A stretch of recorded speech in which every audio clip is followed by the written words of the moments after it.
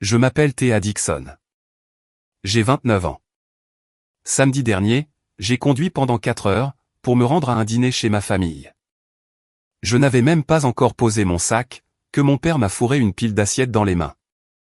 La petite amie de ton frère sera bientôt là, a-t-il dit. Ne gâche pas ça pour nous. Je suis resté planté dans le couloir, tenant sa belle vaisselle, et je n'ai pas dit un mot. J'ai appris que les mots ne fonctionnent pas, dans cette maison. Pas les miens, en tout cas. Puis, la porte d'entrée s'est ouverte. Une femme est entrée, en riant à quelque chose que mon frère venait de dire. Elle s'est retournée, ses yeux se sont posés sur moi, et elle s'est figée sur le pas de la porte. Ce qui s'est passé ensuite a changé tout ce que je croyais, sur ma place dans cette famille. Avant de vous ramener à cette soirée, prenez un moment pour aimer cette vidéo, vous abonner, et laissez votre position ainsi que votre heure locale dans les commentaires. J'adore savoir d'où vous m'écoutez. Maintenant, laissez-moi vous ramener 3 jours avant ce dîner. L'appel téléphonique qui a tout déclenché. Nous sommes mercredi soir, et je suis assise par terre, dans le gymnase de rééducation du Riverside Community Hospital, en train de décoller des autocollants de dinosaures de mon pantalon de travail. Mon dernier patient, un garçon de 5 ans nommé Marcus, atteint de paralysie cérébrale, vient de passer 45 minutes à apprendre à saisir une cuillère en plastique. Il a ri 2 fois. C'est un progrès. C'est une bonne journée. Mon téléphone vibre sur le banc. Papa. J'envisage de le laisser sonner, mais je pense à maman, et je décroche. Théa. Pas de bonjour. Comment vas-tu? Gareth amène sa petite amie samedi. J'ai besoin que tu sois là à 16 heures, pour aider à tout préparer. Je ferme les yeux. Papa, c'est à 4 heures de route. J'ai un patient jusqu'à 14 heures, ensuite je pars plus tôt. C'est important. J'ai envie de lui dire que Marcus est important aussi. Qu'il apprend à se nourrir seul pour la première fois. Et qu'annuler sa séance, c'est la reporter à la semaine prochaine, ce qui signifie que sa mère passera 7 jours de plus, à lui donner de la compote de pommes à la cuillère, pendant qu'il pleurera, parce qu'il veut le faire lui-même. Mais j'ai déjà eu cette conversation. Elle se termine toujours de la même façon. Je serai là, dis-je. Bien. Les belles assiettes sont dans un carton dans le garage. Sors-les et lave-les. Il raccroche. Il ne me demande pas comment s'est passée ma journée. Il ne demande rien du tout. Je reste assise dans le gymnase vide, le téléphone à la main, et je pense à ma mère. Elle est morte il y a 3 ans, d'un cancer du pancréas, rapide et impitoyable. La dernière chose qu'elle m'a dite, sa main fine comme du papier dans la mienne, c'était « Garde cette famille unie, Théa ». C'est la seule raison pour laquelle je fais encore ce trajet. Pas pour mon père, mais pour une promesse faite à une femme, qui serait horrifiée par ce que sa famille est devenue. Je devrais vous expliquer quelque chose sur ma famille. Mon père, Richard Dixon, a été l'entraîneur de l'équipe de football américain du lycée Jefferson, pendant 30 ans. Entraîneur principal, 2 fois en demi-finale de l'État. Dans notre ville, ça signifiait quelque chose. Les hommes lui payaient des bières à la quincaillerie. Les parents donnaient à leurs chiens les noms de ses formations tactiques. Quand il a pris sa retraite il y a 5 ans, le journal local a publié une photo en première page. Coach Dixon, les bras croisés, le sifflet autour du cou, souriant comme un homme qui a conquis quelque chose. Puis, tout s'est arrêté. Plus de matchs du vendredi soir, plus de coach. Juste Richard, assis dans un fauteuil inclinable, faisant défiler ESPN, en attendant que quelqu'un lui donne à nouveau l'impression d'être important. Ce quelqu'un, c'est mon frère, Gareth. Gareth a 32 ans, il est représentant commercial régional, pour une entreprise d'équipement médical. Il se débrouille bien. Il conclut des affaires, atteint ses quotas, et gagne bien sa vie. Mais, vu la façon dont mon père parle de lui, on pourrait croire qu'il a négocié la paix au Moyen-Orient. Voici le tableau des scores. Parce que mon père tient toujours les scores. Ma remise de diplôme du programme DPT, docteur en physiothérapie, 3 ans d'études supérieures, des stages cliniques qui m'ont laissé dormir dans ma voiture entre 2 gardes. Mon père est arrivé avec 40 minutes de retard, s'est assis au dernier rang, et a passé la cérémonie sur son téléphone. Après coup, il a dit « Alors, tu as fini l'école maintenant ?» Bien. 2 mois plus tard, Gareth a signé son premier compte régional. Mon père a organisé un barbecue dans le jardin, a invité les voisins, et a porté un tablier fier de mon fils, qu'il n'avait jamais mis une seule fois pour moi. À Thanksgiving l'an dernier, j'ai cuisiné tout le menu de ma mère, de mémoire. Le pain de maïs, le gratin de patates douces, la saumure de la dinde, exactement comme elle me l'avait appris. Personne n'en a parlé. Puis Gareth est entré, avec une bouteille de vin à $30, et mon père l'a brandi comme un trophée. C'est mon garçon. Mon père ne me voit pas. Il voit une paire de mains, qui lui rappelle ma mère. Samedi matin. Je suis à l'hôpital tôt, pour terminer les notes des patients avant de prendre la route. L'aile de rééducation est calme. Juste le bourdonnement des néons, et la légère odeur de désinfectant pour les mains, que j'ai cessé de remarquer il y a des années. Priya, ma collègue, s'appuie contre le chambranle de la porte de la salle des dossiers. Encore un dîner de famille. Ouais. Tu reviens toujours de là-bas, en ayant l'air de quelqu'un qui a écrasé son chien. Je n'ai pas de chien. C'est bien ce que je dis. Même un chien aurait droit à plus de considération. Je ris, mais elle n'a pas tort. En sortant, je passe devant le mur des pas, un tableau en liège dans le couloir, couvert de photos de nos patients faisant leurs premiers pas indépendants, après leur rééducation. Certains se tiennent debout avec des déambulateurs. Certains tiennent la main d'un parent. Quelques-uns sont en pleine foulée, capturés dans cette fraction de seconde, entre la chute et l'envol. Il y en a une, près du centre, qui attire toujours mon attention. Une fille, peut-être 7 ans, avec une pluie de cheveux roux, et des taches de rousseur sur le nez. Elle rayonne, les 2 mains agrippées à une paire de béquilles, un pied levé à mi-pas, comme si elle allait se mettre à courir. Je suis agenouillé à côté d'elle sur la photo, une main sur son dos, souriant si largement que mes yeux sont presque fermés. Lily Brennan, fracture du bassin et légère blessure à la moelle épinière, suite à un accident de vélo. Un camion de livraison a tourné à droite, et ne l'a pas vue. 14 mois de thérapie.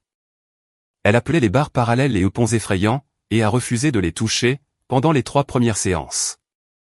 Elle marche toute seule maintenant. Je prends mon sac, je vérifie mes clés, et j'entame les 4 heures de route jusqu'à la maison de mon père. J'ai fait ce voyage 11 fois depuis la mort de maman. 11 dîners, 11 corvées de lavage des belles assiettes, et à rester assise dans un coin, pendant que mon père parle de Gareth. Le GPS indique que j'arriverai à 16 heures, pile à l'heure pour commencer à préparer. Je me gare dans l'allée à 15h56. Le pick-up de Gareth est déjà là, garé au centre de l'allée, naturellement, de sorte que je dois serrer ma Civic contre la boîte aux lettres. La maison a l'air pareille. Les mêmes volets bruns, la même balancelle de Porsche que maman avait dénichée dans un marché aux puces de Fredericksburg.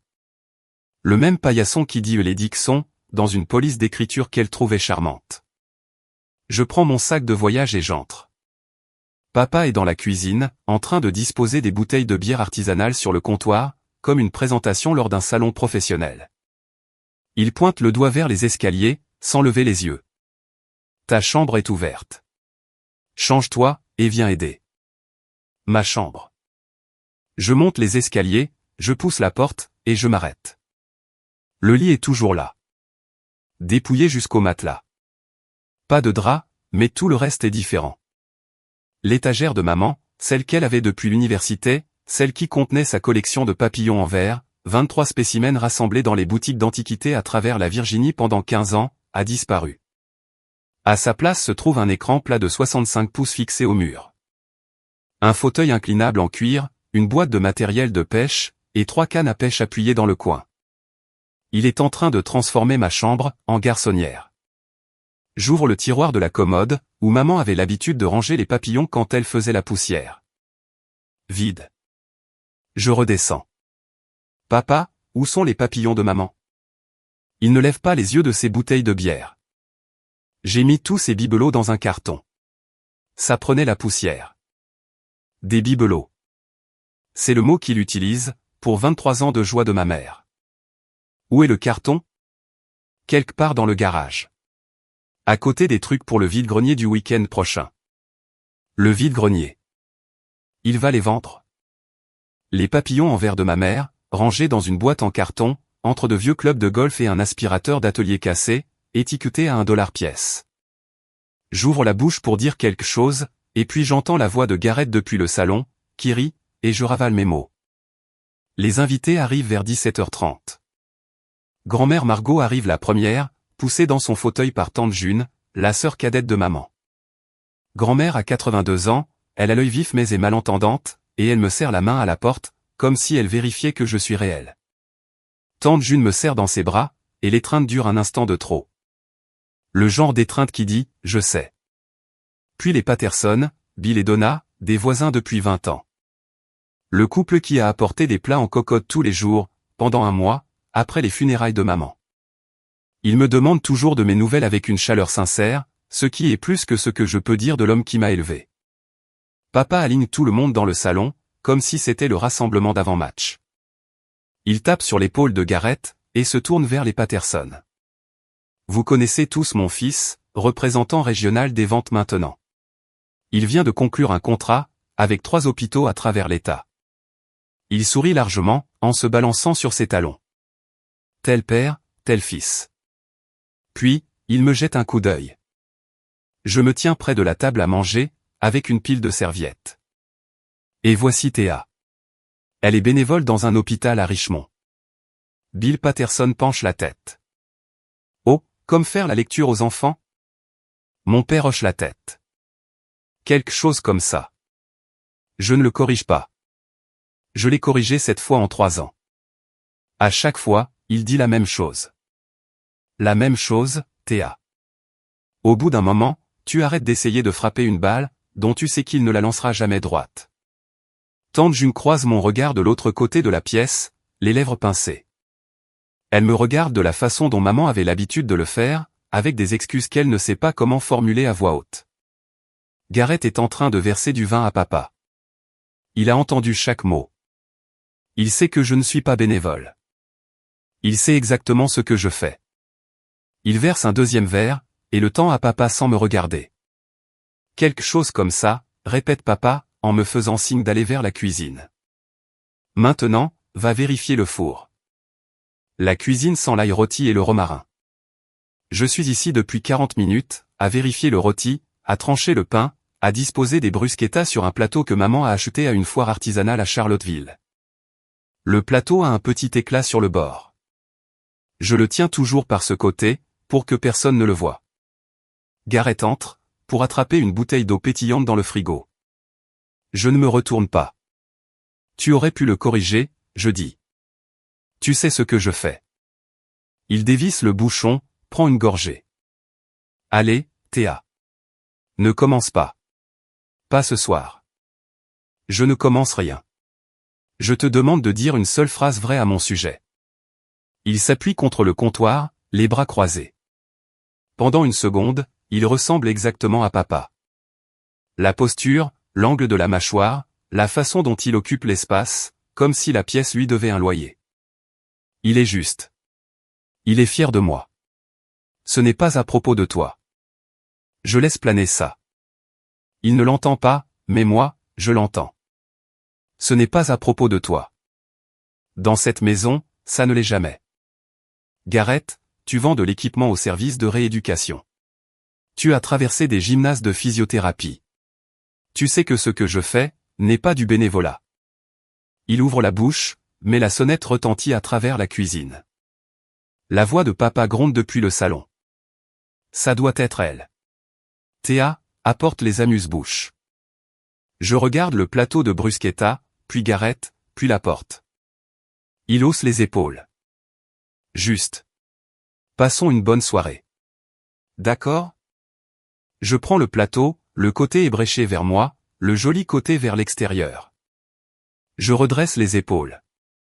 Je marche vers l'avant de la maison, portant un plateau de nourriture, et une décision que je n'ai pas encore prise. Puis la porte d'entrée s'ouvre. Elle est grande, plus grande que ce à quoi je m'attendais.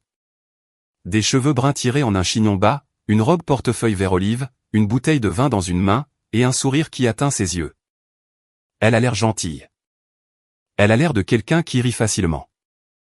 Gareth s'avance devant moi, et passe son bras autour de sa taille.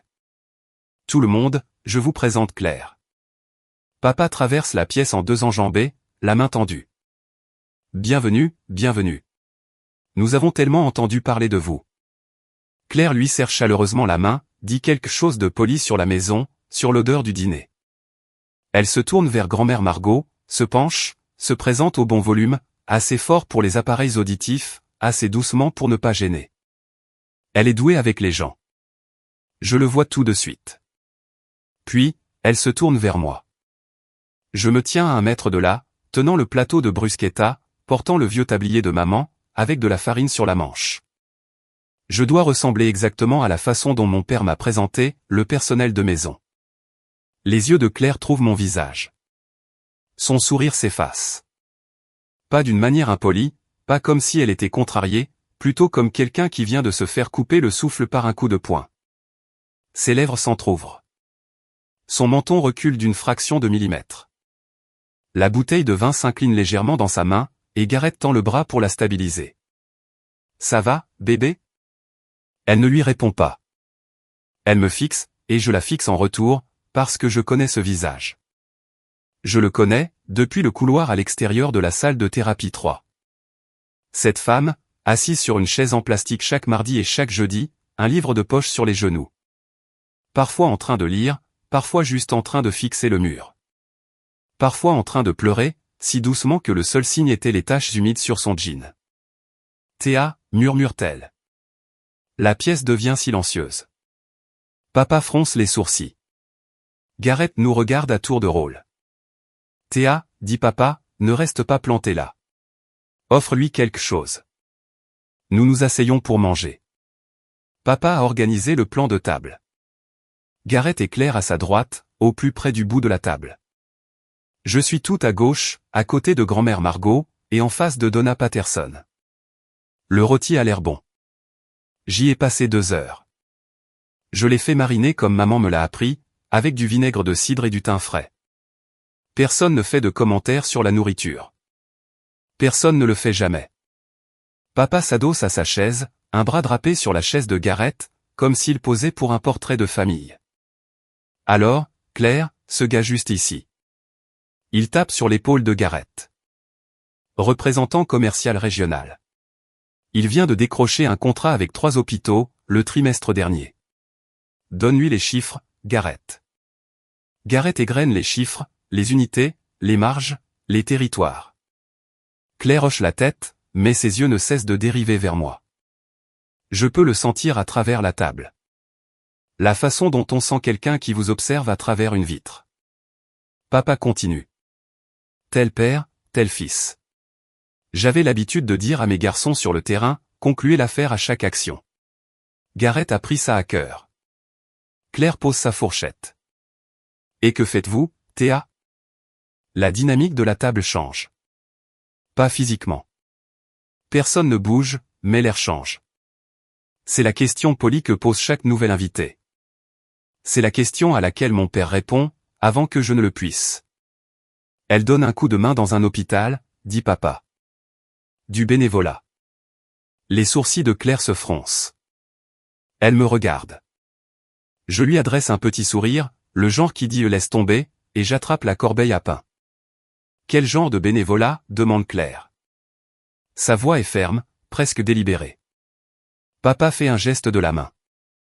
Gareth, raconte à Claire la partie de pêche avec oncle Roy. Le sujet change juste comme ça. Ma carrière écartée en moins de 10 secondes, remplacée par une histoire d'achigan à grande bouche. Sous la table, Claire plie sa serviette sur ses genoux, et presse son poing contre sa cuisse. Elle se penche légèrement vers moi, et dit très doucement, « J'adorerais que vous me parliez de votre travail, plus tard. » Je hoche la tête. Je n'ai pas confiance en ma voix pour l'instant. Le repas continue. Papa raconte 3 autres histoires sur Gareth, le quarterback du lycée, la mention honorable de l'État, le touchdown qui a scellé le match du retour des anciens en première année. Chacune d'elles est polie, et lissée par la répétition.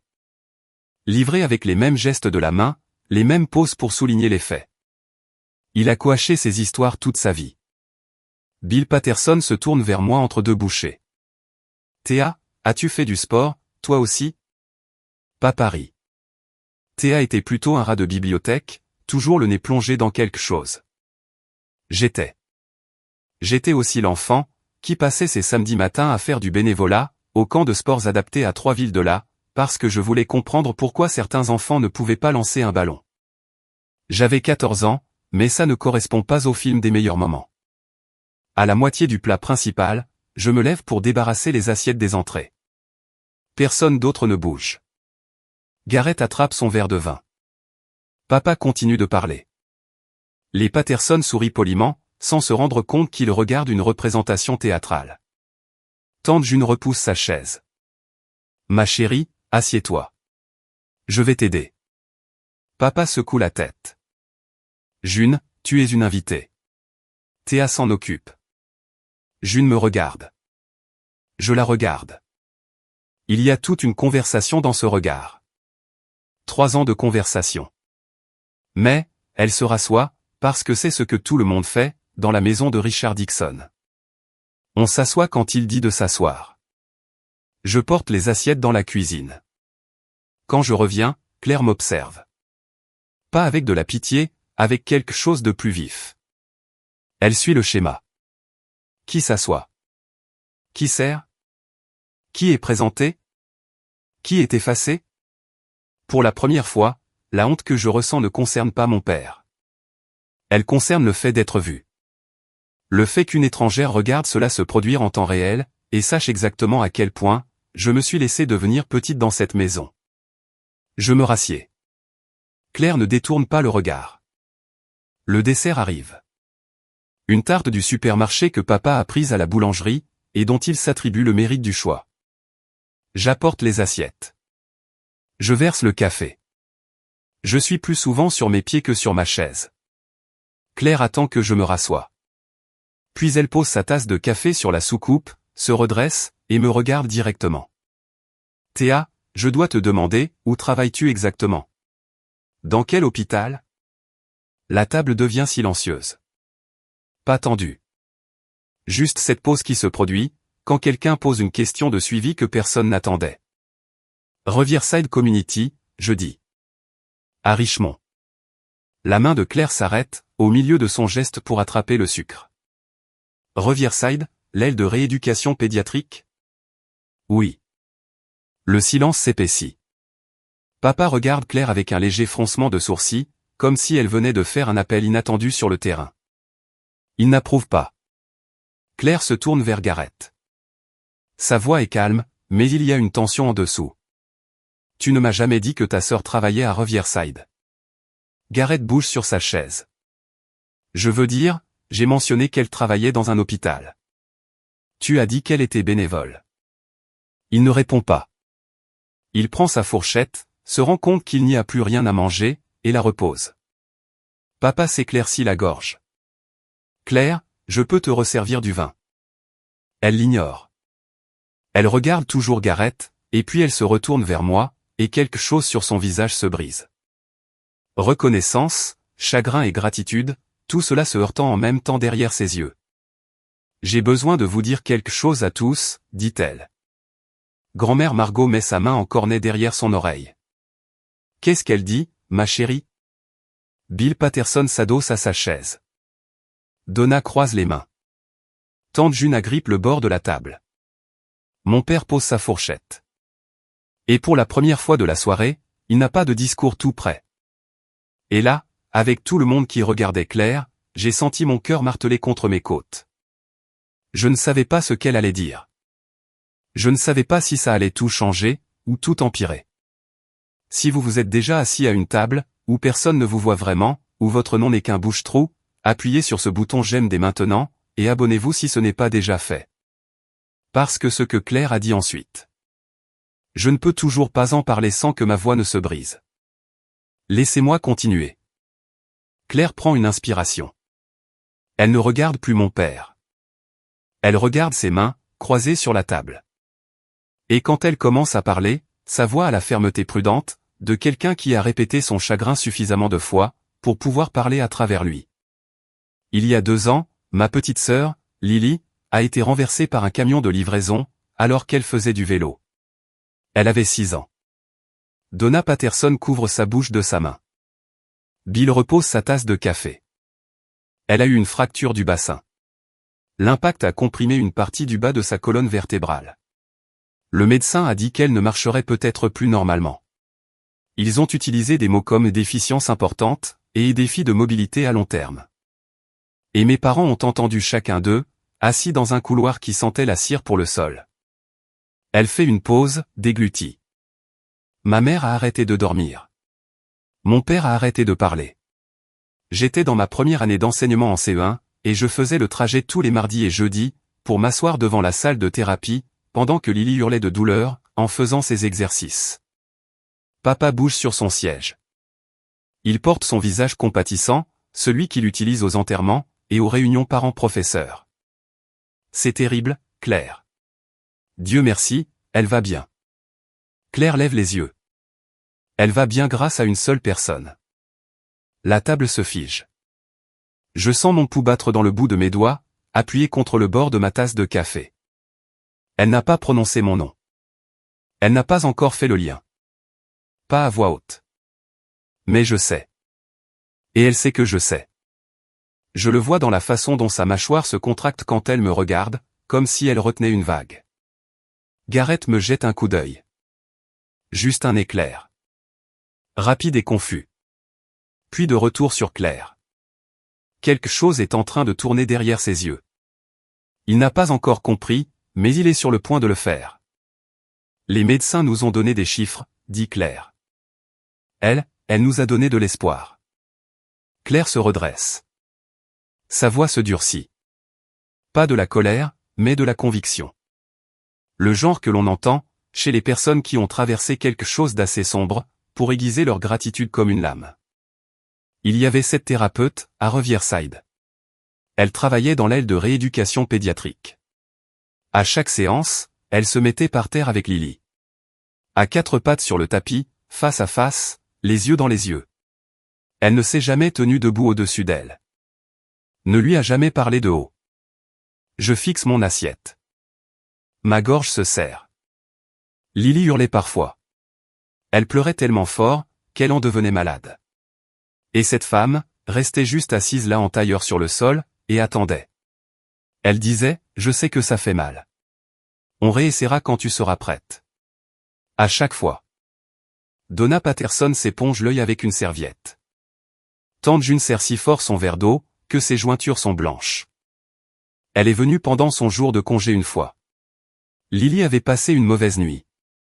Elle ne voulait pas manger, ne voulait pas parler, restait juste allongée dans son lit, à fixer le plafond. Cette thérapeute a pris sa voiture un samedi matin, s'est assise sur le bord du tapis de Lily, et a sorti un autocollant de papillon. Mon souffle se coupe. Je me souviens de ce matin-là. Je me souviens de l'autocollant. Un monarque, orange et noir, avec des ailes pailletées. Je l'avais pris dans le bac à récompense en arrivant. Elle a dit à Lily, que les papillons ne volent pas non plus leur premier jour. Qu'ils doivent attendre, s'étirer et se reposer, avant que leurs ailes ne fonctionnent. La voix de Claire se brise. Lily a mis cet autocollant sur son fauteuil roulant. Elle n'a laissé personne l'enlever. Papa est silencieux. Il a arrêté d'ajuster ses couverts. Arrêté de scruter la pièce, à la recherche d'une ouverture pour changer de sujet. Il est juste assis là, les mains à plat sur la table, regardant Claire comme un homme qui voit les phares d'une voiture, trop tard. Lily est entrée en marchant dans ma classe, il y a 3 mois, dit Claire. Sur ses 2 pieds. À cause de cette femme. Claire s'arrête. Elle me regarde. Elle me regarde vraiment. La façon dont on regarde quelqu'un, dont on a porté la gentillesse dans sa poitrine pendant 2 ans, et qui se retrouve soudainement assis en face de vous, tenant une tasse de café, dans une maison qui ne le mérite pas. Théa, dit-elle doucement, te souviens-tu d'une petite fille nommée Lily? Des cheveux roux, des taches de rousseur, terrifiée par les barres parallèles. Toutes les têtes à la table se tournent vers moi. Je pose ma tasse. Ma main est stable, mais ma voix l'est à peine. Lily Brennan, je dis. Elle avait l'habitude d'appeler les barres de marche, les ponts effrayants en point. Les yeux de Claire s'embuent. Son menton tremble une fois, et elle pince les lèvres, assez fort pour laisser une ligne blanche. C'est ma sœur. La salle à manger devient soudainement sans air, comme si quelqu'un avait ouvert une fenêtre à l'envers. Tout le son a été aspiré d'un coup. La bouche de Gareth s'ouvre, se ferme, s'ouvre à nouveau. Aucun mot ne sort. Bill Patterson regarde sa femme. Donna pose sa main sur la sienne. Tante June émet un petit son brisé, moitié rire, moitié sanglot, et couvre sa bouche. Grand-mère Margot se penche en avant, la main en cornet derrière l'oreille. Qu'est-ce qu'elle a dit? Tante June se tourne vers elle, la voix tremblante. La petite sœur de Claire était l'une des patientes de Théa, maman. Théa l'a aidée à remarcher. Grand-mère Margot me regarde pendant un long moment. Puis sa main, fine et tachetée, traverse la table et couvre la mienne. Elle ne dit rien. Elle la tient, c'est tout. Mon père prend son verre de vin, le repose, le reprend. Il ressemble à un homme qui vient de réaliser que le film du match qu'il regarde date de la mauvaise saison. Claire se tourne vers lui. Monsieur Dixon, dit-elle, vous m'avez dit que Théa était bénévole. Mon père fait ce qu'il fait toujours quand la stratégie échoue. Il patauge. Eh bien, il s'éclaircit la gorge, ajuste son col. C'est la même chose, n'est-ce pas? Le travail à l'hôpital. La voix de Claire reste neutre.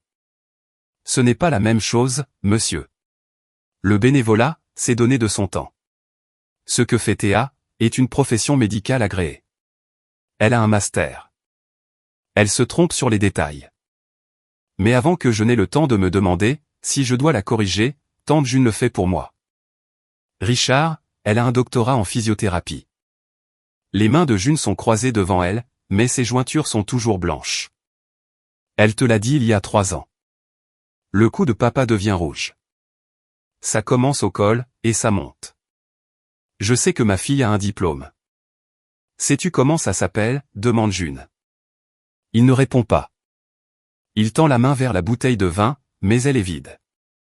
Bill Patterson évite très soigneusement de regarder qui que ce soit. Donna a la main pressée à plat contre la nappe, comme si elle se préparait à des turbulences. Gareth fixe le mur derrière ma tête. Il respire par le nez, la mâchoire serrée, exactement comme il avait l'air sur la ligne de touche, quand le coup de papa échouait et qu'il devait quand même l'exécuter. Ne faisons pas toute une histoire de ça, dit papa. Il écarte les mains sur la table, le geste du pacificateur, celui qu'il utilisait avec les parents en colère après un match perdu. Nous sommes ici pour accueillir Claire. Je suis la bienvenue, monsieur Dixon, dit Claire. Et je suis reconnaissante, mais je suis assise en face d'une femme qui a changé la vie de ma famille, et vous la traitez de bénévole. La voix de tante June, calme mais claire. Elle te l'a dit à Thanksgiving, Richard. Tu as dit et c'est bien, et tu as allumé le match. Papa ouvre la bouche. Rien n'en sort. Il prend la bouteille vide, se rend compte qu'elle est sèche, et la repose. Claire n'attaque pas. Je peux le voir clairement, même à travers le brouillard de l'adrénaline, qui bourdonne dans mes oreilles. Elle n'est pas en colère. Elle est perplexe. Comme on l'est quand on entre dans une pièce, et qu'on trouve quelque chose de précieux, posé sur le sol, jeté dans un coin. Monsieur Dixon, j'ai regardé votre fille travailler avec ma sœur, pendant 14 mois. Je me suis assise devant cette salle chaque mardi et jeudi. Elle se tourne vers le reste de la table, les incluant maintenant. Ce n'est plus seulement pour mon père. Elle arrivait avant le début de son service. Elle restait après. Elle a appris la chanson préférée de Lily, pour pouvoir la chanter pendant les exercices difficiles. Ce qui faisait s'agripper Lily au tapis, et se mordre la lèvre jusqu'au sang. Donna Patterson pleure ouvertement maintenant. Bill a le bras autour de ses épaules. Quand Lily s'est enfin levée toute seule, sur ses 2 pieds, sans béquille, sans les mains sur les barres, Théa a pleuré plus fort qu'aucun de nous. Plus fort que ma mère, plus fort que moi. La voix de Claire se brise sur le dernier mot. Elle fait une pause, pressant 2 doigts sur ses lèvres, puis continue. Et vous dites aux gens qu'elle est bénévole? La mâchoire de papa travaille. Je ne voulais pas dire. Je ne vous attaque pas, dit Claire, et elle le pense vraiment. Son ton est prudent, presque doux. Je vous dis ce que je sais, parce que de toute évidence, vous l'ignorez. La pièce retient son souffle. Du bout de la table, une voix fluette coupe le silence. Grand-mère Margot, penchée en avant dans son fauteuil roulant, une main sur la coudoir, l'autre couvrant toujours la mienne. C'est ce que tu fais, Théa, demande-t-elle. Aider les enfants à marcher. Je la regarde. 82 ans, l'audition qui baisse, mais la mémoire acérée comme un rasoir. Oui, grand-mère. C'est ce que je fais. Elle me serre la main. Ta mère serait tellement fière. Les mots de grand-mère flottent dans la pièce, comme la fumée après qu'une bougie s'est éteinte. Lourd, chaleureux, impossible à dissiper. Claire les laisse se poser. Puis elle se tourne vers Gareth. Tu le savais. Ce n'est pas une question. Tu savais ce qu'elle fait. Gareth lève la tête. Il ressemble à un homme, qui a regardé le tableau des scores pendant tout le match, et qui vient de réaliser qu'il est dans la mauvaise équipe. Oui, je sais. Elle travaille dans un hôpital. Tu vends de l'équipement aux hôpitaux, Gareth. Tu as été dans des services de rééducation. Tu as vu les barres parallèles, les tapis, les piscines de thérapie. Tu sais ce que fait un physiothérapeute pédiatrique. Il déglutit. Sa pomme d'Adam monte et descend une fois, sèchement. Pourquoi n'as-tu jamais corrigé ton père? Les Patterson sont très immobiles. Tante June regarde Gareth, avec une expression que je n'ai jamais vue sur son visage auparavant. Quelque part entre la pitié et la fureur. La voix de Gareth sort toute petite, plus petite que je ne l'ai jamais entendue. C'était juste plus facile. Et voilà. La confession que mon frère porte depuis des années, condensée en 5 mots. Plus facile de laisser papa m'effacer. Plus facile de surfer sur la vague, que de la diriger. Plus facile de verser le vin, de hocher la tête, et de ne jamais dire une seule fois, en fait, papa, elle est docteur. Je le regarde de l'autre côté de la table. Je ne suis pas en colère. Je pensais que je le serais, mais ce n'est pas le cas. Je suis juste fatigué, d'être le prix du confort de quelqu'un d'autre. Plus facile pour qui, Gareth? Il ne répond pas. Il prend sa serviette, la plie, la pose sur la table, la reprend. Papa se recule de sa chaise. Les pieds frottent contre le plancher. Un son, qui signifiait autrefois que la leçon de morale allait commencer. Très bien, dit-il. Assez. C'est censé être une belle soirée. Papa se tient en bout de table, les paumes à plat sur le bois, penché en avant, comme il avait l'habitude de se pencher lors des discours de mi-temps. La posture est du pur coach Dixon. Les épaules carrées, le menton levé, la voix plus forte que la pièce ne l'exige. J'ai toujours subvenu aux besoins de cette famille. J'ai transformé des garçons en hommes, pendant 30 ans. Je n'ai pas besoin qu'on me fasse la morale, à ma propre table de salle à manger. Claire croise son regard. Personne ne vous fait la morale, monsieur Dixon. Il se tourne vers moi et... Le voilà. Le changement de tactique, la diversion. Il l'a utilisé toute ma vie. Regarde ce que tu as fait. Son doigt pointe l'air entre nous. Je t'ai demandé une seule chose. Ne gâche pas cette soirée. Une seule chose. La pièce se crispe. Tante June s'agrippe au bord de la table. La main de Donna Patterson trouve le genou de Bill. Je regarde mon père. Je regarde son doigt pointé vers moi, à travers la même table, où ma mère a servi Thanksgiving pendant 26 ans. Et je dis ce que j'aurais dû dire, la première fois qu'il m'a fourré une pile d'assiettes dans les mains. Je n'ai pas dit un mot, papa. Sa bouche s'ouvre. J'ai mis ta table. J'ai cuisiné ton repas. J'ai porté tes assiettes. J'ai débarrassé la vaisselle, pendant que tout le monde prenait le café. Je garde une voix neutre. Pas de tremblement, pas de volume, juste des faits, étalés comme les notes d'un patient. Je n'ai pas dit un seul mot de toute la soirée. Il me fixe, son doigt retombe. Et tu as quand même trouvé le moyen de me blâmer. Un silence. Le genre de silence, qui remplit une pièce depuis le sol, en pressant contre les murs. Tante June murmure, elle a raison, Richard. Elle n'a rien dit. Papa se tient là, les mains toujours sur la table. L'entraîneur, qui vient de voir son joueur vedette s'effondrer sur le terrain. Il n'a plus de tactique de rechange. C'est Claire qui brise le silence. Elle plonge la main dans son sac à main lentement, comme si elle n'était pas sûre de devoir le faire, et en sort son téléphone. Je n'avais pas prévu ça, dit-elle. Vraiment pas. Mais je veux que vous voyiez quelque chose. Elle tapote l'écran à quelques reprises, puis tient le téléphone en l'air, pour que la table puisse le voir. Ma mère a filmé ça, le jour où Lily a marché sans béquille pour la première fois. La vidéo est tremblante. Les mains d'une mère qui tremble derrière l'objectif. Un couloir d'hôpital, éclairé au néon, un sol en linoléum. Et il y a Lily, les cheveux roux en queue de cheval, les pieds nus sur le carrelage froid, faisant un pas, 2, 3. Les bras grands ouverts pour l'équilibre, le visage concentré à l'extrême. Au 4e pas, elle trébuche. Une paire de mains la rattrape. Mes mains. Je suis agenouillé sur le sol en tenue de travail, la stabilisant, disant quelque chose que le micro capte à peine. Tu l'as fait. Tu l'as fait. Lily pleure. Pas de douleur, de l'effort de croire en ses propres jambes. Elle se lève à nouveau. Pas 5, 6, 7. Le couloir explose. Des infirmières applaudissent. Un agent d'entretien arrête son chariot pour regarder. La mère de Lily sanglote derrière la caméra. Et moi, dans le coin du cadre, essuyant mes yeux avec le dos de mon poignet, pleurant plus fort que quiconque. La vidéo se termine. Claire baisse le téléphone. Grand-mère Margot est penchée si en avant, que son fauteuil roulant grince. Donna Patterson a les 2 mains pressées contre sa poitrine. Bill cligne des yeux rapidement. Tante June pleure. Pas le genre silencieux.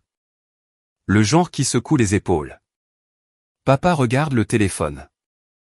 La dernière image figée, mon visage capturé au milieu d'un sanglot, agenouillé sur le sol d'un hôpital à côté d'une enfant, qui vient de réaliser l'impossible. Il ne dit pas un mot. Ce n'est pas du bénévolat, monsieur Dixon, dit Claire. C'est sauver la vie d'une enfant. Je me lève. Pas pour partir.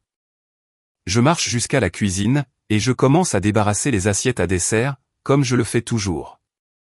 Je suis resté là à regarder le visage de mon père, pendant que cette vidéo était diffusée. Et pour la première fois de ma vie, je ne voulais plus de son approbation. Je voulais juste qu'il voie. Si cette histoire vous touche de près, si vous savez ce que c'est que de mettre tout ce que vous avez, dans quelque chose qui a du sens, et de voir votre propre famille le qualifier de rien, laissez un commentaire. Racontez-moi votre histoire. Parce que ce que j'ai fait ensuite, je l'ai fait pour chaque personne, qui a déjà été invisible à la table de sa propre famille. Tout le monde se déplace dans le salon pour le café. Tout le monde sauf moi. Je suis à l'évier en train de faire couler de l'eau chaude sur les assiettes, quand papa apparaît dans le couloir, entre la cuisine et la salle à manger. Il remplit l'encadrement de la porte, comme il le fait toujours. Épaules larges, menton en avant, la posture d'un homme qui a l'habitude d'être le corps le plus imposant dans n'importe quelle pièce. La cuisine a besoin d'être nettoyée, dit-il. Je ferme le robinet. Tout le monde prend le café, papa. Et quelqu'un doit nettoyer. Garrett a une invitée. Je suis aussi une invitée. J'ai conduit pendant 4 heures. Il expire par le nez. Le souffle sec et agacé, qui faisait taire des vestiaires entiers autrefois. Tu n'es pas une invitée, Théa. Tu es de la famille. Alors traite-moi comme de la famille. Il penche la tête. Les mots ne s'assemblent pas. Dans son système de pensée, la famille et l'aide domestique sont la même chose. Du moins quand le membre de la famille, c'est moi. Fais juste la vaisselle. Nous pourrons en parler plus tard. Il n'y a rien à dire plus tard. Je te le demande maintenant. Suis-je ta fille ou ton employé? Avant qu'il ne puisse répondre, la voix de Claire retentit derrière lui. Elle se tient dans l'encadrement de la porte du salon, une tasse de café à la main, et elle a tout entendu. Je vais aider pour la vaisselle, Théa. Papa se retourne. Non, non, Claire. Asseyez-vous. Vous êtes notre invitée. Claire ne bouge pas. Elle soutient son regard, avec la certitude patiente d'une femme, qui enseigne à des enfants de 7 ans, et qui a dû faire face à de pires coups de bluff que ça. Donc Théa est de la famille, mais pas une invitée, dit-elle. Et moi je suis une invitée, mais pas de la famille. Elle fait une pause.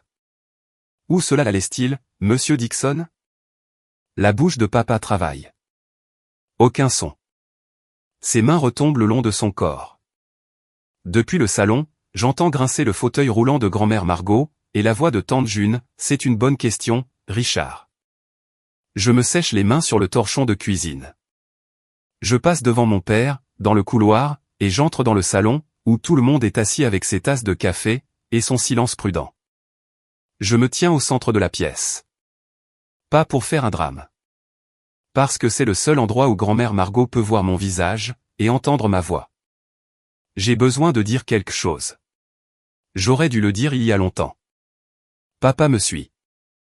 Il se tient près de la cheminée, les bras croisés, la mâchoire serrée. La posture défensive d'un homme, qui se prépare à recevoir un coup qu'il ne peut pas bloquer. Papa, j'ai conduit jusqu'à cette maison 11 fois depuis que maman est morte. À chaque fois, je cuisine. Je nettoie. Je mets la table. Je débarrasse les assiettes. Et je m'assieds dans un coin, pendant que tu parles de Gareth. Personne ne bouge. Gareth est sur le canapé, les coudes sur les genoux, fixant la moquette. J'ai un doctorat. Je soigne des enfants qui ne marcheront peut-être plus jamais. L'année dernière, j'ai aidé 9 enfants à faire leurs premiers pas indépendants. 9 familles ont retrouvé leur vie. Ma voix est stable. Mes mains sont immobiles. 14 mois à s'agenouiller sur des tapis de thérapie, à guider des enfants à travers la douleur. Ça vous apprend à rester calme quand tout tremble à l'intérieur. Et à chaque fois que je rentre à la maison, tu me présentes comme une bénévole. Papa décroise les bras. Théa, je n'ai jamais voulu dire. Je sais que tu ne le pensais pas, papa. Je le regarde. Je regarde vraiment, au-delà de la posture de l'entraîneur, au-delà de l'arrogance, pour voir l'homme de 61 ans en dessous. Qui a perdu sa femme et son identité au cours des 3 mêmes années, et qui n'a jamais appris à faire le deuil, ni de l'une ni de l'autre. C'est ce qui rend la chose pire. Tu ne l'as même pas remarqué. Il ouvre la bouche, la referme. Sa main se déplace vers le manteau de la cheminée derrière lui, se stabilisant sur le bois. Tante June se lève. Elle est assise dans le fauteuil près de la fenêtre, depuis le début de la soirée. Gardant le contrôle d'elle-même, avec la discipline silencieuse d'une femme qui aimait sa sœur, et qui a fait sa propre promesse. Richard. Sa voix est douce mais porte. Marie n'aurait pas voulu ça. Papa tressaille à ce nom. Il le fait toujours. Marie parlait du travail de Théa à chaque fois que nous prenions un café. Chaque mardi matin pendant 6 ans. Elle m'a parlé des enfants. De chaque avancée, de chaque premier pas, de chaque enfant, qui a serré la main de Théa, et ne l'a pas lâchée. Elle plonge la main dans son sac à main, un sac en cuir usé qu'elle porte depuis que je suis adolescente, et en sort un petit carnet. Moleskine noire, bande élastique, coins écornés. Elle tenait un carnet, dit June. Papa le fixe. Un carnet? Elle a noté les noms de chaque enfant, que Théa a aidé à apprendre à marcher. Les dates, les étapes, des petites notes dans les marges. Elle allait le donner à Théa pour son 30e anniversaire. La voix de June se brise sur le dernier mot. Elle presse son poing contre sa poitrine, et prend une inspiration. Elle n'y est pas arrivée. Elle me tend le carnet. Je le prends à 2 mains. La façon dont on tient quelque chose de fragile, qui a déjà survécu à plus qu'il n'aurait dû. J'ouvre la première page. L'écriture de maman, petite, penchée, la même écriture cursive qu'elle utilisait pour les listes de courses et les cartes d'anniversaire. Lily B. Premier pas aujourd'hui. Théa m'a appelé en pleurant. Si fière de ma fille. Je ne peux pas lire la ligne suivante. Ma vue se brouille. Je ferme le carnet, je le presse contre ma poitrine, je respire et je tiens bon. Papa regarde le Moleskine. Sa main agrippe la cheminée, les jointures blanches. Il le regarde, comme on regarde une lettre qui est arrivée trop tard. Personne ne parle pendant un long moment. Assez longtemps, pour que la glace dans le verre de Bill Patterson se fissure et se tasse. Papa s'assoit. Pas dans son fauteuil inclinable, le trône qu'il revendique habituellement. Mais sur le pouf à côté, plus près du sol, comme un homme dont les jambes ont décidé pour lui. Je ne savais pas qu'elle tenait un carnet, dit-il. Sa voix est rauque. Dépouillée. Tante June ne bronche pas. Tu ne savais pas beaucoup de choses, Richard. Parce que tu n'as pas posé la question. Il se frotte le visage à deux mains. Quand elles redescendent, ses yeux sont rouges. Il ne pleure pas. Pas encore. Peut-être jamais. Juste un homme, qui regarde la distance entre qui il pensait être, et qui il est réellement. Et qui réalise que cela se mesure en années. Il me regarde, la bouche ouverte, puis fermée, puis ouverte à nouveau. Je ne sais pas quoi dire. Une partie de moi, la partie qui a conduit 4 heures, cuisiné son dîner, et porté ses assiettes, veut l'aider. Veut lui fournir les bons mots, comme je donne à Marcus ses exercices. Doucement, patiemment, un pas à la fois. Mais ce n'est pas mon travail, ce soir. Tu n'as rien à dire ce soir, papa. Mais j'ai besoin que tu entendes ça. Je serre le carnet contre mes côtes. Je ne reviendrai pas dans une maison, où je suis une domestique. Il hoche la tête. Pas un accord. Une capitulation. Le genre de hochement de tête qu'on fait, quand quelqu'un vous dit quelque chose, avec lequel vous ne pouvez pas débattre, et que vous ne pouvez pas réparer. Et la seule réponse honnête est d'arrêter de prétendre qu'on a une réponse. De l'autre côté de la pièce, la voix de grand-mère Margot, fine, assurée, sans précipitation. Bonne fille. 2 mots. Les mêmes qu'elle avait l'habitude de dire, quand je finissais mes légumes. Quand je faisais mes lacets toute seule. Quand j'obtenais un diplôme de chaque école, que mon père oubliait de célébrer.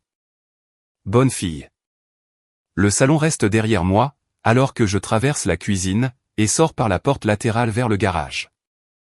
L'ampoule au plafond clignote 2 fois, avant de s'allumer. Le garage sent l'huile de moteur, et l'herbe coupée, de la même façon que depuis que je suis enfant. À l'époque où maman se garait ici, après ses courses du samedi, et que je l'aidais à porter les sacs de provisions. La boîte est là où il a dit qu'elle serait, coincée entre un aspirateur d'atelier cassé, et un jeu de club de golf que personne n'a utilisé depuis une décennie. Écrit au marqueur noir sur le côté, on peut lire « divers vide-greniers ». Toute la collection de ma mère, réduite à une étiquette. J'ouvre les rabats.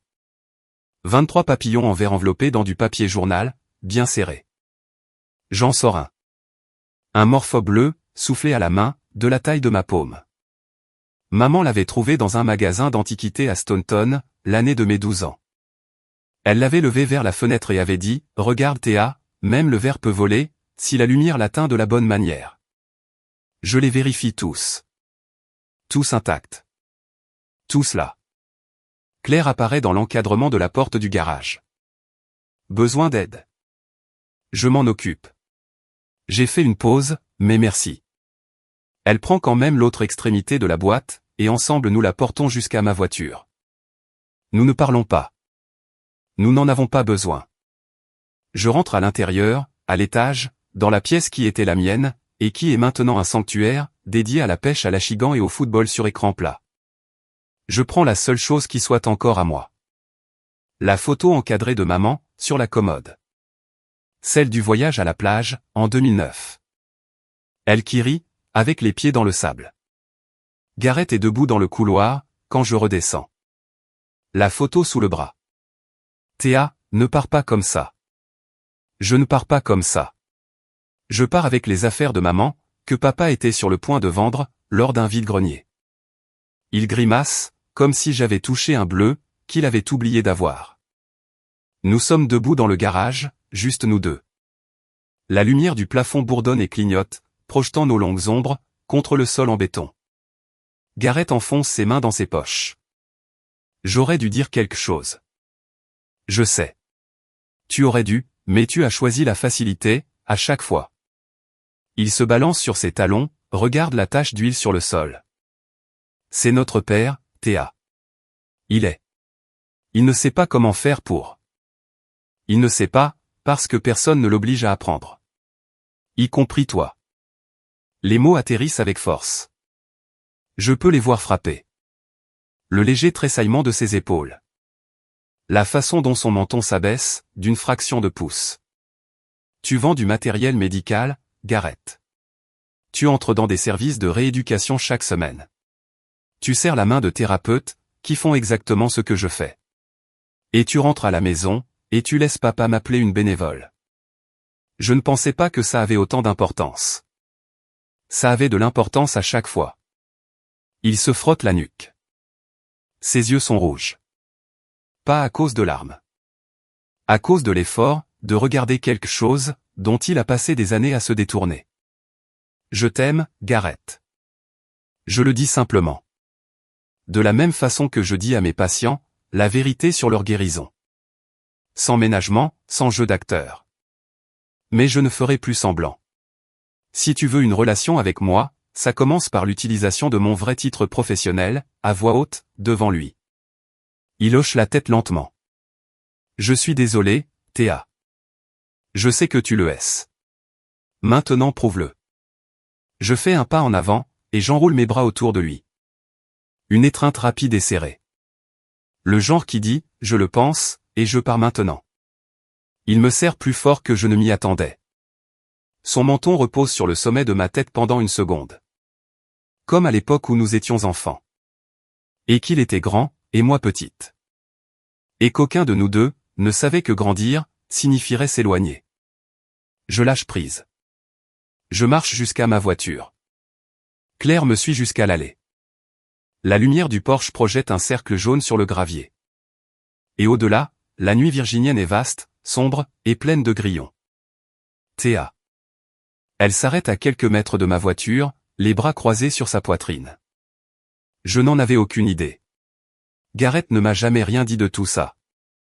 Il ne pensait probablement pas qu'il y avait quoi que ce soit à dire. Elle secoue la tête lentement. Tu te trompes à ce sujet.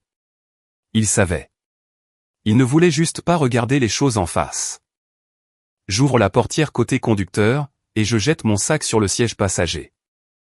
La boîte de papillon est à l'arrière, attachée avec la ceinture de sécurité. Parce que je ne fais pas confiance, au virage de la route 29. Lily demande de tes nouvelles, dit Claire. Elle t'appelle et la dame au papillon au poing. Je ris. Le premier vrai rire de toute la nuit. Le genre de rire qui détend quelque chose dans votre poitrine. Elle a parlé de toi, à toute sa classe. Elle s'est levée, pendant l'heure des présentations, avec ses béquilles, et a dit, cette dame m'a appris à être courageuse, et elle sent le désinfectant pour les mains, et elle a les meilleurs autocollants en point. Mes yeux piquent. Je cligne fort des yeux, et regarde les étoiles. Tu as changé la vie de ma sœur, Théa. Tu as changé la mienne aussi. Je voulais juste. J'avais besoin que tu saches, que quelqu'un voie ce que tu fais. Merci, Claire. Ma voix est rauque. De m'avoir vu. Elle s'avance et me serre dans ses bras. Pas le genre de câlin rapide que j'ai fait à Gareth. Le genre où on presse sa joue, contre l'épaule de quelqu'un, et où on s'accroche. Parce que vous savez toutes les deux, que ce moment est une charnière. L'avant et l'après d'une chose importante. Quand elle se recule, elle dit, je vais avoir une longue conversation, avec Gareth, ce soir. Sois indulgente avec lui. Ce n'est pas lui le problème. Il est le symptôme. Elle hoche la tête. Bonne route. Je monte dans la voiture. Les papillons accrochent la lumière du plafonnier. 23 petits feux, dans le rétroviseur. 4 heures, sur une autoroute sombre. Pas de radio. Le seul son, est le bourdonnement des pneus sur l'asphalte, et le léger cliquetis du verre, enveloppé dans du papier journal, dans la boîte derrière moi. Je traverse des petites villes, avec des stations-service fermées, et des feux jaunes clignotants. Je passe devant des églises, dont les panneaux d'affichage disent des choses comme « L'amour de Dieu ne se mérite pas, et la grâce n'est pas un trophée ». Je passe la sortie pour Fredericksburg, où maman et moi avons passé un samedi après-midi une fois. Juste nous deux, à manger du coblé aux pêches dans un dîner, et à flâner dans les magasins d'antiquités, jusqu'à ce que j'ai mal aux pieds. À un feu rouge quelque part en dehors d'Ashland, je tends la main vers le siège passager. Le carnet Moleskine est posé sur mon sac. Je l'ouvre délicatement. Une main sur le volant, une sur la page. Et je tourne à la dernière entrée. Eden monsieur apprend à tenir une cuillère. Théa a dit qu'il a ri aujourd'hui. 14 janvier. 14 janvier. 3 semaines avant sa mort. 3 semaines. Elle était dans un lit d'hôpital, sous perfusion de morphine, avec un corps qui s'éteignait, organe par organe. Et elle écrivait dans ce carnet. Elle gardait toujours une trace de mes patients. toujours attentive. Toujours fière. Je ferme le carnet, et je le presse contre ma poitrine. Le feu passe au vert. Une voiture derrière moi klaxonne. J'essuie mon visage avec la paume de ma main, et je conduis. Quand j'arrive chez moi, mon appartement, le 2 pièces à Richmond, avec la fenêtre de la cuisine orientée à l'est, je rentre d'abord la boîte de papillons. Je les pose sur le rebord de la fenêtre, un par un, en les espaçant de la même façon que le faisait maman. Le lampadaire de la rue éclaire le verre. Et pendant un instant, toute la pièce se remplit de lumière fracturée. 23 papillons alignés, comme un cœur. Elle me voyait. Chaque jour, même quand je ne le savais pas. 3 jours plus tard, mon téléphone sonne, pendant que je remplis des dossiers entre 2 patients. Le nom de Gareth, sur l'écran. Je manque de laisser sonner jusqu'au répondeur. Une vieille habitude. Mais quelque chose me pousse à décrocher. Sa voix semble différente. Dépouillée de l'apparence lisse du vendeur. De l'assurance facile, de la désinvolture du grand frère. Il a l'air d'un homme, qui est resté éveillé trop longtemps, à penser à des choses, auxquelles il a passé des années à ne pas penser. Claire et moi avons parlé, dit-il. Beaucoup. D'accord. Elle m'a montré des choses que je ne voulais pas voir. Sur la façon dont j'ai été. Sur ce que j'ai laissé se produire. Je suis assise sur le banc du gymnase de rééducation, les notes de la séance de Marcus, ouvertes sur mes genoux. Que as-tu fait? Je l'ai dit à papa. Je lui ai dit, c'est une docteure en physiothérapie. J'ai utilisé ces mots exacts. Qu'a-t-il dit? Gareth expire. Il a dit je sais, mais de la façon dont il l'a dit. C'était comme s'il l'entendait pour la première fois, et qu'il faisait semblant que ce n'était pas le cas. Ça semble juste. Ça ressemble tout à fait à Richard Dixon. Je lui ai aussi dit que le vide-grenier était annulé. Les affaires de maman restent. Ma prise se resserre sur le téléphone. Merci. Je ne le fais pas pour être remercié, Théa. Je le fais, parce que Claire a dit quelque chose hier soir, que je n'arrive pas à oublier. Il fait une pause. Elle a dit, si tu ne peux pas prendre la défense de ta propre sœur, tu ne peux pas prendre la défense de qui que ce soit au point. Je ferme les yeux. Dans le gymnase derrière moi, j'entends Priya guider un patient, à travers des exercices de cheville. Le décompte rythmique, le murmure encourageant. C'est un début, Gareth. Je sais que ce n'est pas suffisant. Non, mais c'est un début. Nous raccrochons. Je reste assise là, 1 minute, le téléphone à la main, à regarder le mur des pas de l'autre côté du couloir. Tous ces enfants, tous ces premiers instants. Pas guéris. Mais, une fissure dans le mur. 2 semaines s'écoulent. Papa n'appelle pas. Je n'appelle pas. Le silence est assis entre nous, comme une pièce, où aucun de nous ne sait comment entrer. Ça me va. Pour la première fois en 3 ans, le silence n'est pas douloureux. C'est une limite, solide et claire. Et je ne dois d'excuses à personne, pour l'avoir construite. Tante June m'appelle un mardi soir. Sa voix est chaleureuse, avec cette douceur particulière, qu'elle utilise quand elle est sur le point de dire quelque chose d'important, et qu'elle ne veut pas m'effrayer. Il a été calme, dit-elle. Il ne parle pas du dîner.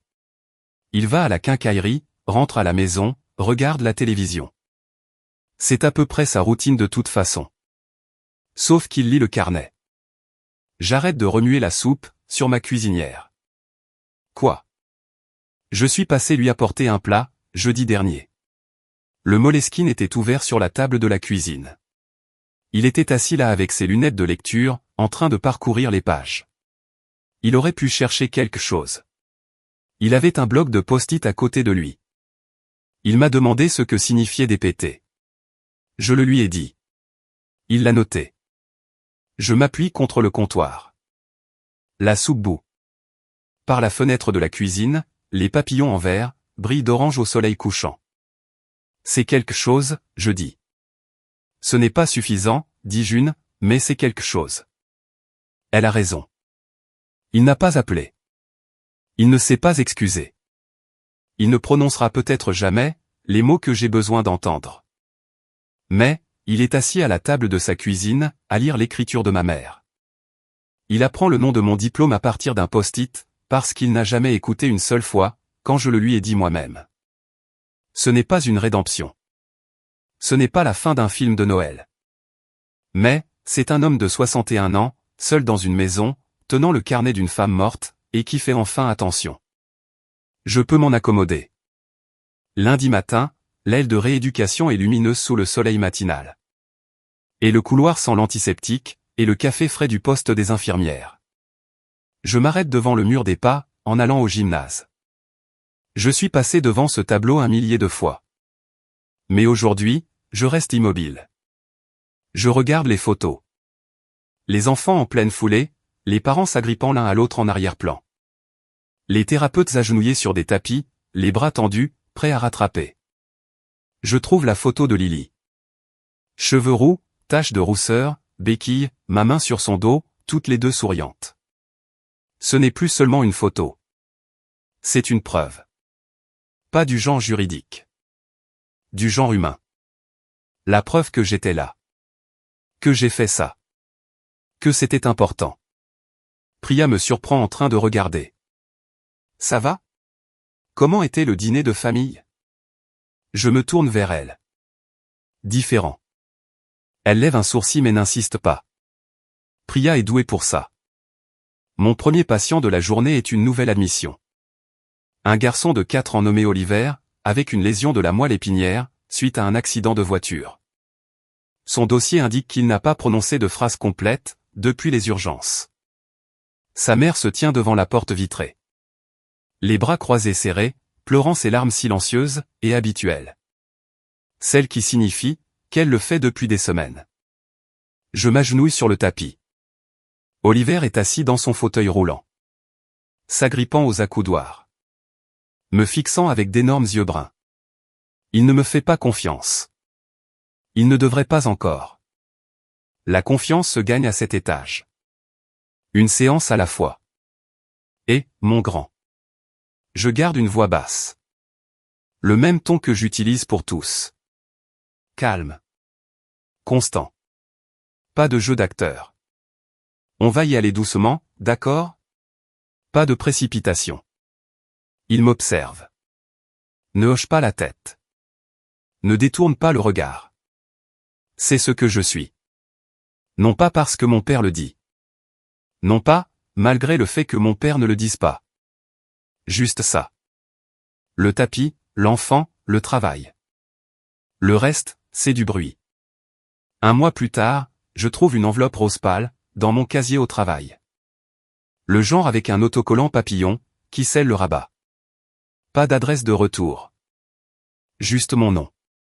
Imprimé dans une écriture soignée, mais tremblante, qui penche vers la droite. Comme le font les lettres des enfants, quand ils sont tellement concentrés que leur langue dépasse. Je l'ouvre à mon bureau, le café refroidissant à côté de mon clavier. À l'intérieur, il y a une carte. Du papier de bricolage plié en deux. Sur le devant, 2 personnages dessinés au crayon gras. Un grand aux cheveux bruns, et un petit aux cheveux roux. Elles se tiennent la main, debout sur ce qui ressemble à un pont. Les barres parallèles dessinées, comme 2 longues lignes à travers la page. Sous le pont, en crayon vert, c'est de l'herbe. Au-dessus, un papillon, avec des ailes pailletées orange. J'ouvre la carte. Chère dame au papillon, j'ai couru en cours de gym aujourd'hui. Je ne suis pas tombé. Mon professeur a dit que j'étais rapide. Je ne sais pas si je suis rapide. Mais je ne suis pas tombé. Et c'est la même chose. Merci de m'avoir appris à être courageuse. Je t'aime, Lily. Glissée derrière la carte, il y a une photo. Imprimée sur du papier ordinaire. Légèrement floue. De Lily courant dans la cour d'une école. Les cheveux roux flottant derrière elle. Les bras en mouvement. La bouche grande ouverte en un rire. J'épingle la carte, au mur au-dessus de mon bureau. Juste à côté, de la photo encadrée de maman à la plage. Toutes les 2 côte à côte. La femme qui m'a toujours vu, et l'enfant qui a prouvé que mon travail était réel. Priya passe par là, jette un coup d'œil à l'intérieur. Nouvelle décoration? Vieux rappel. Elle sourit, et continue son chemin. Je reste assise là un moment, à regarder la carte et la photo, et la façon dont la lumière du matin tombe, sur mon bureau. Puis, j'ouvre le dossier d'Oliver. Je prends mon stylo, et je me remets au travail. 6 semaines après le dîner, mon téléphone sonne à 7 heures du matin. Je me brosse les dents. J'ai failli ne pas regarder, mais je le fais. Papa. Je crache, je rince, et je décroche. Allô? Un long silence. Si long, que je vérifie l'écran pour voir si l'appel a été coupé. Théa. Sa voix est rauque. Rauque du matin, ou rauque de nuit blanche? Je n'arrive pas à dire. Gareth m'a dit, que tu ne viendrais pas pour le 4 juillet. C'est exact. Une autre pause. Je l'entends respirer. J'entends l'horloge de cuisine, qu'il a depuis 1998. Celle avec l'achigan sur le cadran.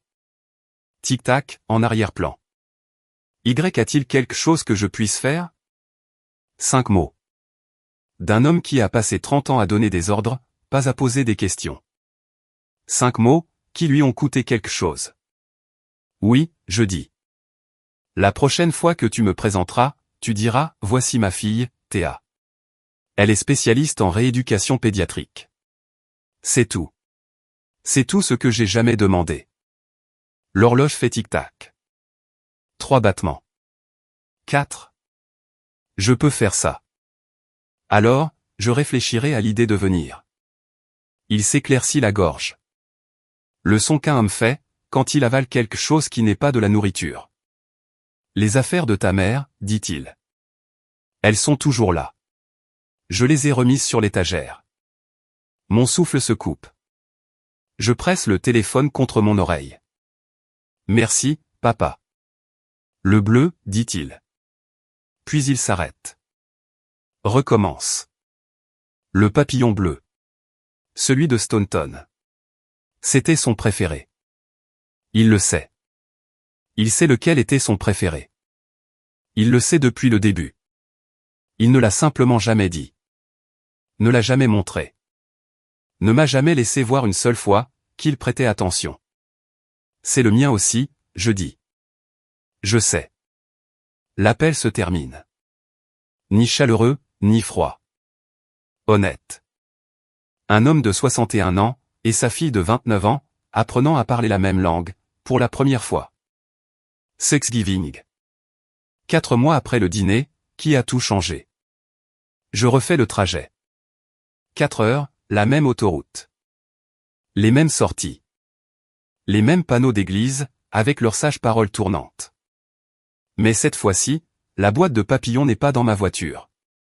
Ils sont toujours sur le rebord de ma fenêtre à Richmond. Attrapant la lumière du matin, là où ils sont à leur place. Je me gare dans l'allée. Le pick-up de Gareth est là. Garé d'un côté. Me laissant de la place. Une petite chose. Une chose délibérée. La porte d'entrée s'ouvre, avant que je ne frappe. Papa se tient là, et pendant une seconde, aucun de nous ne bouge. Puis il me tend un verre d'eau. Tiens. Longue route. Je le prends. Nos doigts ne se touchent pas, mais ils ne se détournent pas. À l'intérieur, Claire et Gareth sont dans la cuisine. Gareth lave des patates douces. Manches retroussées, mousse sur les avant-bras. Il lève les yeux quand j'entre, et hoche la tête. Pas le hochement de tête désinvolte du grand frère. Mais le genre prudent. Celui qui dit « j'essaie ». Claire s'essuie les mains sur un torchon, et me serre dans ses bras. Lilith a fait une nouvelle carte. Elle est sur le comptoir. Grand-mère Margot est dans le salon. Enveloppée dans une couverture, que tante June a apportée. La table est déjà mise par Gareth. Claire me dit que les Patterson arriveront à 17 heures.